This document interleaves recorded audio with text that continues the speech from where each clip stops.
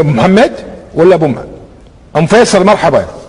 هلا ابوي. تفضل حياك الله. بايجاز يا ام فيصل. يعطيكم العافيه ان شاء الله. حاضر. عندي سؤال للاخ فيصل دويسان اذا ممكن. تفضلي. اذا حطوا وزير الاوقاف شو اللي ممكن يسوي؟ ان شاء الله ينجح وحطوا وزير الاوقاف شو راح يسوي؟ شكرا لك. اوكي شكرا لك. والله خوش سؤال.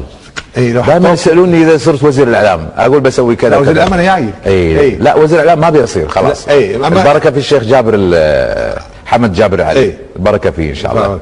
لكن وزير اوقاف والله سؤال حلو. اولا راح اجعل من منابر الجمعه وسيله للتقريب ما بين المذاهب. جميل. وساجعل وزاره الاوقاف عندما تحتفل تجيب كل اطياف المجتمع للاحتفال. نعم. مثل ما كانت تعمل زمان في المولد النبوي، تشوف المرحوم عبد العزيز العندليب وهو شيعي جعفري يشارك اخوان السنه ويرتقي المنبر ويلقي قصيده في المدح النبوي. حلو. مع اخوان السنه يعني في رائعه. ارد الحصير اللي كان موجود برا علشان اخواننا الشيعة يصلون عليه، اخواننا السنه يصلون داخل على السجاد، اخواننا الشيعة يصلون على الحصير. احاول ان اجعل من المؤسسات الدينيه مؤسسات تحتضن الجميع.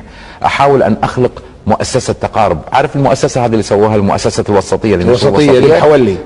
اخي الكريم، احنا بحاجه لو كنت انا وزير للاوقاف ان يعني اضرب كل من استولى على مؤسسات الدوله من الجماعات التي اختطفت الجماعه لنفسها. تقدر عليهم؟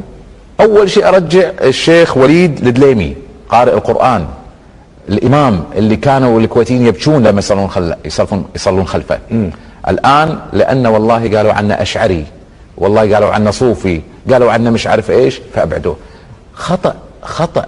ترى اصل الكويت صوفي، اصل الكويت صوفي، اصل الكويت ليس سلفي. وحتى لو كانت سلفيه، السلفيه بمفهومها الواسع، مش السلفيه اللي نشوفها الان.